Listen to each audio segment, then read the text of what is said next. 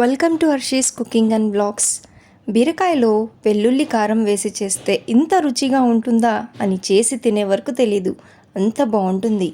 ముందుగా బీరకాయల్ని ఇలా చిన్న ముక్కలుగా కట్ చేసుకోవాలి. నేనైతే 1/2 kg వరకు తీసుకున్నాను. ఇప్పుడు స్టవ్ మీద ఒక పాన్ పెట్టుకొని 3 నుంచి 4 టేబుల్ స్పూన్ల వరకు నూనె వేసుకున్న తర్వాత సన్నగా తరిగిన ఉల్లిపాయలు వేసి వేయించుకోవాలి. ఉల్లిపాయలు కాస్త రంగు మారిన తర్వాత 1 టేబుల్ స్పూన్ అల్లం వెల్లుల్లి పేస్ట్ వేసుకొని పచ్చివాసన పోయేంత వరకు వేయించుకోవాలి. పచ్చివాసన పోయేంత వరకు వేయించుకున్న తర్వాత దీంట్లో సన్నగా తరిగిన పచ్చిమిర్చిని వేసుకోవాలి. వీటన్నిటిని మీడియం ఫ్లేమ్లో పెట్టి దోరగా వేయించుకోవాలి.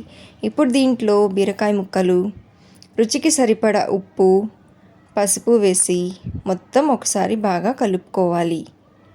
దీంట్లో నీళ్లు వేయాల్సిన అవసరం లేదండి, బీరకాయలో ఉన్న నీరే సరిపోతుంది.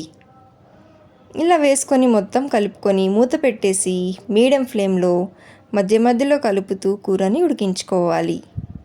ఇలా కూర ఉడుకుతున్నప్పుడు మిక్సీలో కానీ లేకపోతే ఇలా రోట్లో కానీ వెల్లుల్లి రెబ్బలు వేసి దంచుకోవాలి.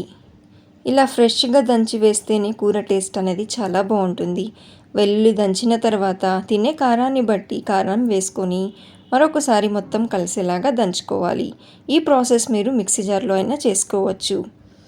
ఇలా దంచుకున్న వెల్లుల్లి కారాన్ని ఉడుకుతున్న కూరలో వేసి మొత్తం కలిసేటట్టుగా బాగా కలుపుకొని లో ఫ్లేమ్లో ఆయిల్ మొత్తం సపరేట్ అయ్యేంత వరకు కూరని ఉడికించుకోవాలి.